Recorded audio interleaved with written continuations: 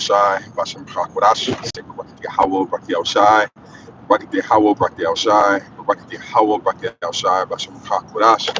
And we give double honors to our apostles and our elders, which are the apostle elders, a great millstone, which feed us with knowledge, wisdom, and understanding through the spirit and power of Yahweh Al Shai, 2025, which is the hopeful year about deliverance and the judgment and the destruction of Esau, man. Let's go into it. GMS motivation. All right. And we beautiful times, man. All right. The times that we living in is to be cherished. Okay. This is a GMS motivation. I haven't been able to do this in a couple of weeks. So Lord willing, the Most High allow me to jump back into them. But man, Jake is boring the fuck out. But we still grinding, man. We still grinding. The title of this lesson is that your labor is not in vain. 100-fold is coming. 100-fold is coming, and that comes when the Lord told us.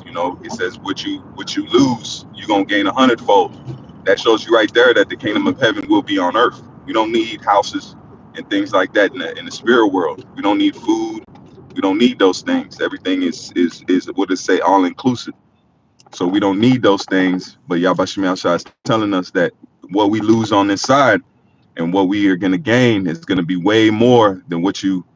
That's why you invest. Okay, that's what an investment mindset is. That if you look at something and you see the value in it, and you see the dream, that guess what, this could be something.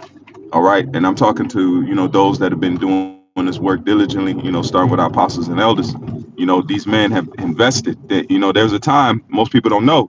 You got all these guys that talk shit, and the apostles and elders tell stories that there was a time that they were just pushing. They just kept pushing, and they didn't have no fruit. They were just they were beaten down about the 2000, and they kept going. They kept pushing. That was an investment. The Lord seen who really wants me for me, because what does it say? Even the foolishness of the Most High is wiser than men. So why is that saying? The foolishness was not delivering in 2000 and everybody falling out and thinking twice about the truth. That was the foolishness. But guess what? It was wiser than men, because look what came out of that. Look at all the fruits. Look at all the camps. Look at all the clout. The whole world knows about it, this Israelite thing. The whole world knows in the oink of many sense about the nation of Israel, all right, which you Negroes, Latinos, and Native Americans.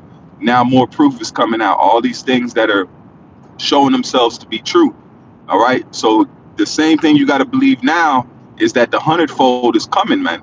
The Lord is acting. We're in a time where the Lord said, whatever you lose in this side, you're going to get. Your labor is not in vain, man.